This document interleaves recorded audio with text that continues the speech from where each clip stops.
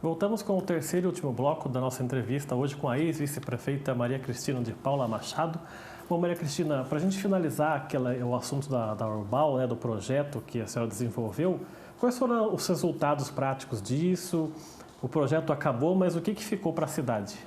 Então, o projeto foi concluído e ele traz esse livro, né, esse manual, manual de gestão, que ele consegue fazer uma síntese, na verdade, de como é que você organiza toda a parte de indicadores sociais para você atender cidades que ainda não estão com as suas políticas sociais bem desenvolvidas. Você tem países com as políticas sociais bem resolvidas, no sentido de que atende melhor a população, e você tem alguns que estão já com tudo concretizado, tudo funcionando de uma forma mais harmônica.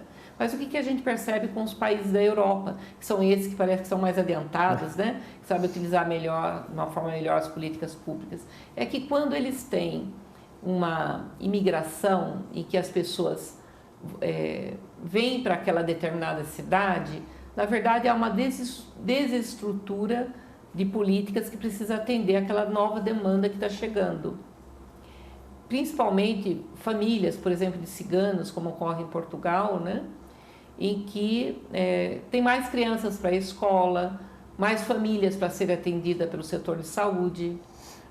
Muitas vezes a questão de moradia, precisa ampliar moradias mais populares, mesmo nos países mais adiantados, tem essa questão. Então, esse guia de gestão, ele consegue trazer, com o olhar das diversas pastas, como é que uma cidade se reorganiza quando ela já tinha tudo organizado e ela precisa atender uma demanda maior e ela vai ter que investir mais recursos para organizar essa demanda. Países que têm as suas cidades mais desenvolvidas, mas não tão adiantadas, como é o caso de Jacareí, como é o caso de Diadema, Santa Maria, que foram cidades Goiânia mesmo, que participou conosco dessa gestão, cada uma no nível de rever suas políticas públicas para poder atender a população de uma forma mais direta, principalmente os mais empobrecidos. E cidades pequenas que ainda não têm essa questão bem desenvolvida e que às vezes depende até da cidade vizinha. Então, esse guia de gestão, ele traz um pouco esse olhar, como se fosse uma radiografia daquele momento de como é que as cidades vinham sendo gestadas. Por exemplo, pense na cidade de Peru. Peru teve 2 cidades conosco. Teve a Diate, que é uma cidade grande lá no Peru, que eu tive a oportunidade de visitar, e teve Rio Negro. Rio Negro já era uma cidade mais próximo da floresta, com indígenas daquela região, com outro tipo de cultura e uma outra forma de pensar suas políticas públicas para atender aquela comunidade. Na Espanha foi Girona. Então, Girona já era uma cidade mais avançada, com tudo mais moderno, com a parte política mais estruturada. E pensa em Portugal, que teve a cidade de Vila Real de Santo Antônio, que ficava lá no sul de Portugal, à beira-mar, e uma cidade que tinha períodos frios e períodos quentes, né? Nos períodos, uma cidade litorânea, que no período quente tem toda uma facilidade com a parte econômica para melhor atender os seus trabalhadores, porque é um espaço turístico, como se fosse Caraguá para nós aqui, né? E quando chega o período de inverno, você teria que descobrir como ajudar essa mesma população que se beneficia no verão, tendo o seu trabalho melhor organizado, porque recebe mais turistas naquele período, e no inverno esses turistas vão embora, ficam os moradores da cidade, como é que eles poderiam se organizar para saber como sobreviver com a parte financeira nesse período. Então, uma cidade já bem mais adiantada da Europa, mas que também apresentava dificuldades com essa questão dos trabalhadores. E nós aqui do Brasil, né? Santa Maria tem uma visão, Diadema tem outra, Jacareí tinha outra, inclusive outra vocação de cada uma dessas cidades, mas como é que nós poderíamos se beneficiar de um guia que pudesse falar para todos os momentos que uma determinada prefeitura estava vivendo. E a partir disso, com outros projetos que a gente teve oportunidade de acompanhar, veio o projeto junto com o Canadá, que te leva a verificar esses indicadores e essa gestão lá junto com a comunidade. Como é que a comunidade enxerga as dificuldades que ela tem ali onde ela mora, com questão com o lixo, que às vezes ainda não está sendo coletado, como é aqui na parte mais central. Se ela mora em áreas de risco, como é que ela faz para impedir que numa época de chuvas, aquele terreno desabe e ela fique soterrada ali, né? E Jacareí na época tinha pelo menos 13 áreas consideradas áreas de risco. E nós conseguimos trabalhar um olhar para todas as áreas, mas ter escolhido pelo menos 3 para trabalhar de uma forma mais pontual. Isso fez com que o olhar nosso fosse como é que a gente aproveita aquilo que a própria natureza tem. Então, uma das matérias que ajudou bastante foi a permacultura, que ajuda você a olhar para como é o fenômeno natural ali naquela região que você mora e como é que você pode aproveitar. Tudo aquilo que é reciclável, por exemplo, e eu me lembro que ali eles aprenderam a trabalhar com os pneus, a preparar o tijolo de uma forma mais artesanal, misturando argila com o barro, e como que eles poderiam aproveitar, por exemplo, a garrafa PET para fazer vassoura, sofá, cadeira, mesa e reaproveitar aquele material. Então, a permacultura, nós usamos muito pouco ela, mas ajuda muito a ter esse olhar. Se você vai construir uma casa, como é que você aproveita o lado que o sol vai bater mais na tua casa para você ter uma energia aproveitada, mais energia do dia, como é que você reaproveita a água da chuva. Então, era muito interessante esse olhar para você ter uma cidade mais sustentável.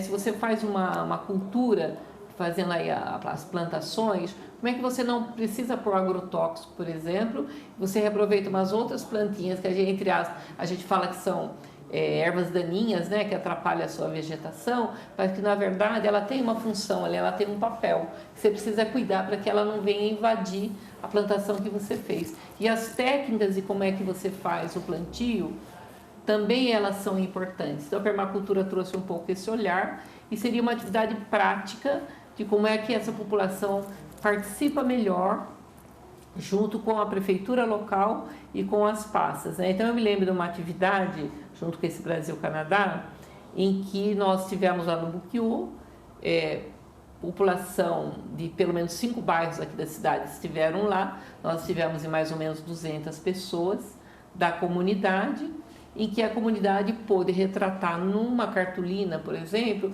as principais dificuldades que cada bairro tinha e que quando os secretários das pastas foram confrontar o mapa propriamente dito dos problemas, praticamente batia aquilo que a nível técnico, né, as pastas nossas conseguiam prever de dificuldade e aquilo que a comunidade também sabe. Então, se a gente ouve a comunidade quando está na gestão, é mais fácil de você ter aquela comunidade mais parceira, mais contribuindo com tudo aquilo que o executivo, por exemplo, precisa implantar e que precisa também da ajuda aí dos vereadores. Eu diria que em termos práticos foi isso que trouxe, né, naquele momento.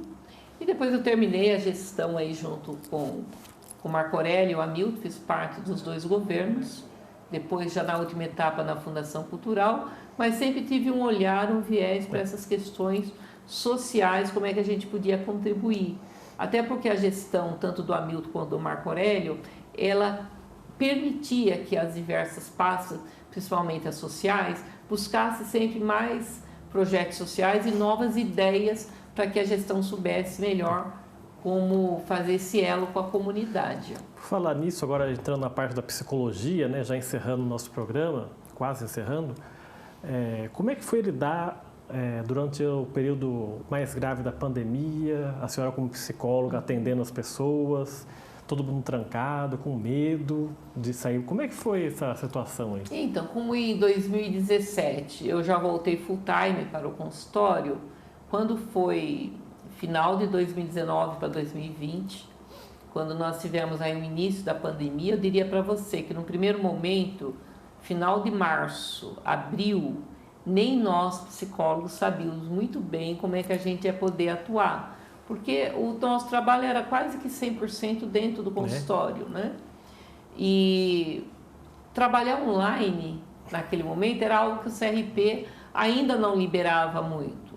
Não era nem considerado você fazer um tratamento inteiro via online, uma vez que tinha aí as resoluções que diziam, olha, você pode atender, mas não pode dar conotação que vai ser muito prolongado esse atendimento. Aí quando surgiu a pandemia, a gente não sabia muito bem como é que ia trabalhar, como é que a gente ia atender as crianças, principalmente, né? E aí, pelo menos eu me lembro que abril eu não atuei, mas final de março que as coisas, parece que deu uma sentada, a gente passou a compreender melhor, embora no meio da pandemia, e muita gente que estava em casa com medo de ir para o trabalho, com medo de se contaminar, pessoas que não voltaram para o trabalho, tem pessoas que não conseguiram voltar até agora, né? Então você tem diversos níveis. Então o que nós observamos? O nível de depressão aumentou, muita gente precisando dos medicamentos, né, junto do psiquiatra, muita gente com ansiedade muito alta, preocupada com o futuro, como é que vai ser, como é que eu vou voltar, vou perder meu emprego, não vou perder, vão me colocar trabalhando só em casa. Então, esse período do novo, período de se sentir inseguro frente ao que estava acontecendo e não saber como é que as coisas iam se dar, mexeu muito com todas as pessoas. Eu voltei a atender crianças somente da metade do ano passado para cá, até então estava atendendo mais adolescentes, adultos, e passei a atender online, porque depois saiu uma resolução do CRP que a gente pôde atender online. E depois, hoje eu diria para você que eu estou híbrida. Metade no atendimento ainda online, que algumas pessoas gostaram do atendimento online, se sentem bem, e outras estão no presencial. Aí voltamos a atender as crianças, então a partir do ano passado para cá, muitas crianças com grandes dificuldades de aprendizado na escola, crianças que não se adaptaram, fora, né? Famílias que tiveram que se reestruturar, porque elas não estavam acostumadas com as crianças aprendendo dentro de casa, famílias que não tinham muito acesso à tecnologia, que tinham um computador para 3, 4 pessoas usarem, que tinha que dividir o horário das crianças para estudo, famílias que não tinham muito acesso a chegar ao sinal de internet para o aprendizado, crianças que ficaram desestimuladas para o aprendizado. Eu diria que em si houve um pequeno atraso aí no aprendizado. É lógico que aí a gente vai diferenciar, né, Rodrigo? Tem as crianças que estudavam em escola particular, que de uma certa forma tiveram outro tipo de oportunidades, eu diria, até por causa da condição financeira dessa família, para que ela tivesse um olhar, passou dificuldades também, mas não tanto quanto crianças de área de periferia, que tiveram dificuldades maiores para esse aprendizado. E mesmo adolescentes que não se adaptaram muito bem, de ter que estudar pela internet. Gostavam da internet, gostavam de estar ali navegando, mas não navegar para aprender português, história, matemática, química, né? Então houve uma certa perda, que eu penso que agora, nesse retorno das escolas, as escolas precisam recuperar, ajudar essas crianças, cada uma de acordo com a sua realidade, a ver em que nível está, para que ela não se sinta marginalizada nesse contexto. Com as crianças é isso, tenho atendido muitas crianças no consultório com diversas dificuldades. Ver crianças apresentar algum tipo de depressão, isso tem a depressão infantil, mas não era tão grande como agora, aumentou muito os casos. E crianças também tendo que lidar com essa questão da ansiedade, porque se os pais passam por períodos de ansiedade, períodos de insegurança, essa criança está ali no ambiente vivenciando, ela também sente medo. Ela sente medo por ela e pelo adulto, pelo pai, pela mãe, pelo tio que está ali no convívio com ela, né? Então eu diria que a insegurança das crianças é um pouco da insegurança dos adultos. Então no consultório a gente tem trabalhado muito com os pais, com as mães, com os trabalhadores, as trabalhadoras, e muitos casos que a gente tem atendido passa pela fobia, pela depressão. Algumas a gente pode diagnosticar como algumas são leves, vão passar rápido, outras mais medianas. A maior parte das pessoas precisam fazer uso dos medicamentos, né? Que as pessoas precisam, para ter qualidade de vida, Rodrigo, precisam ter horário de sono, precisam ter uma certa rotina com atividades para desenvolver durante o dia, que tem pessoas que na hora de deitar, na hora de se recolher, elas dizem para você assim, vem um turbilhão de preocupações na minha cabeça, que eu tenho 10 coisas para pensar e essas coisas ficam se repetindo.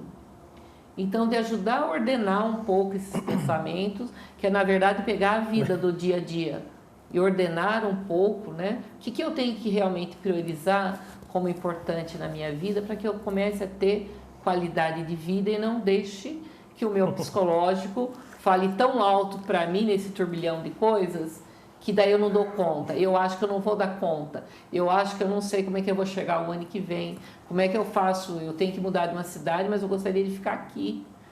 Eu não quero mudar de cidade, significa mudar de escola, quem sabe perder amigos, né? Uma série de coisas que a gente precisa aprender a lidar no nosso dia a dia, nas escolhas que nós fazemos. Tá certo, eu queria agradecer muito a sua presença aqui, por ter contado um pouco da sua história, compartilhado com a gente várias histórias aí da política, da sua infância, da psicologia. Obrigado por ter aceitado o convite. Obrigada, Rodrigo. Obrigada a todos que estão nos ouvindo. Mas eu queria dizer que, por mais que as nossas vidas sejam difíceis, mas quando a gente tem uma meta, tem um objetivo e a gente tem um sentido para a vida que a gente tem, eu penso que a gente se encanta com a vida. E eu queria, assim, que todos nós tivéssemos a oportunidade de se encantar com a vida que a gente tem. Tá Obrigada. Certo. Obrigado pela sua entrevista.